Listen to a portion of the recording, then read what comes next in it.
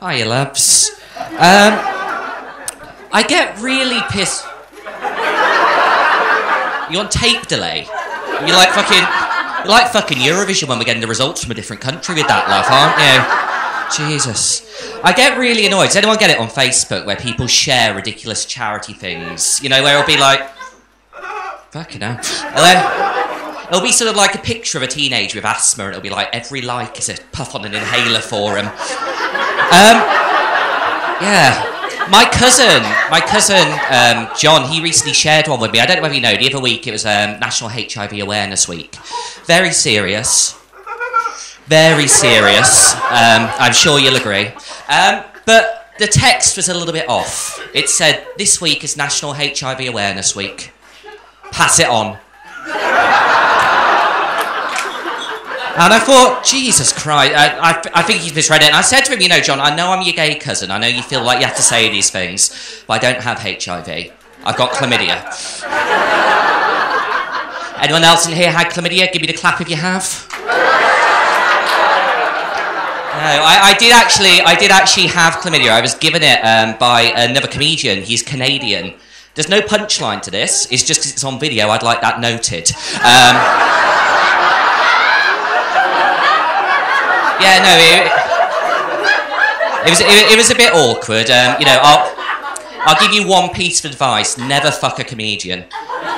It'll all end in tears, then laughter, then tears, then more laughter, then a fucking seeping hatred. The fact his career's going really well.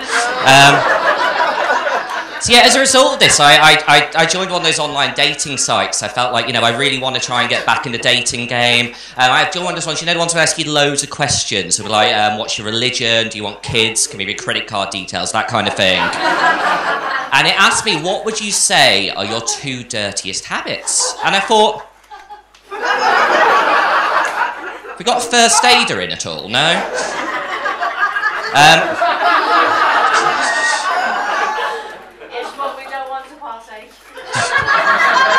Neither do I, love, neither do I. So on this online dating site, it asked me, what would you say are your 2 dirtiest habits? And I thought, there's 2 ways I can look at this. So I chew my nails quite a lot, and I also really love fisting younger men. And it was only then, when I thought about it, it was only then I realised the 2, they're really not all that compatible, are they? Is anyone into fisting at all? No?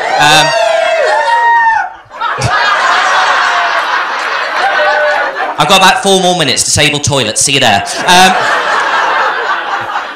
No, if anyone does ever want to give fisting a go, I do recommend it. Just some tips. Wash your hands, cover up any cuts and bruises, put on a glove if you're a pussy, and take off any jewellery, so the last thing you'd want is to break a ring. Thank you. I wrote a joke. Yeah, no, I got into fisting. I was about 19 and my parents told me I need to get a hobby. So I started going to sex parties. Yeah, I started going to all these sex parties. They're great fun, but they're not quite what you'd imagine. I mean, I'm sure you've all seen 50 Shades of Grey, beautiful people in black leather, form-fitted. In reality, it's just Pat and Les from Birkenhead in a dusty warehouse. Hiya, Pat.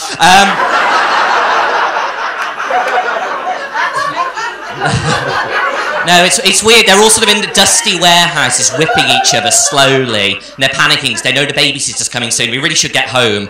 And then when I was at university, I joined. My university had a fetish society because that's where your tax money goes. And I went to this university fetish society. They had this party there once, and I think she's gone.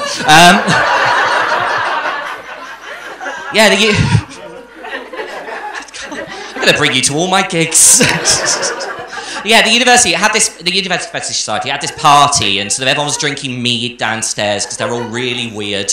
And then I went upstairs to use the toilet, and there was this girl I know, Catherine, and she was lying on her back in this bedroom, and there were 2 guys stood over her with this sort of double-ended metre-long dildo, sort of going at it.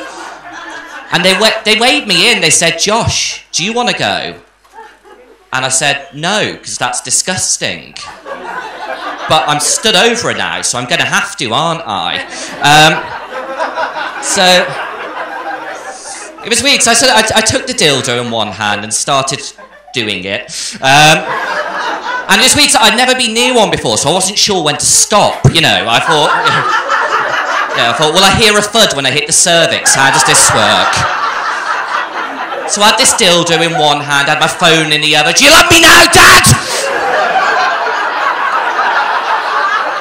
It was nice. It was nice. I grew up, my parents, they're both Roman Catholic. My mom's in relapse, and my dad, we think it might be terminal. It's awful. And I grew up in this small town. I didn't know any of the gay people. It was really upsetting. You know, there were no gay sort of people for me to look up to, if you know what I mean. There was my art teacher. She was on the England women's rugby team. She taught me sex education, because that's how that should work. And then there was the man who cut my mom's hair, but he was a bit handy. What the fuck is that? Jesus. Thank you.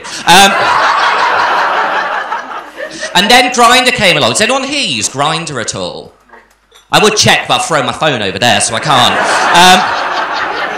For anyone who doesn't know, Grindr, it's a bit like Tinder, but for gay men, which means the dick pics are taken in nicer bathrooms. It's wonderful. And Grindr, it shows you where your local gay man is in meters. So if any of you are into hate crimes, download Grindr. It's like fucking Pokemon Go for gay bashing. It's brilliant. So like 20 metres, he's around here somewhere. I think I can smell him. 15 metres, get the hammer out your back pocket. Sort of 10 metres, he'll be coming. Down, 5, 4, 3, 2, 1, and smash that faggot's head in. It's brilliant. You've all been lovely. I've been Josh McAuley. Thank you.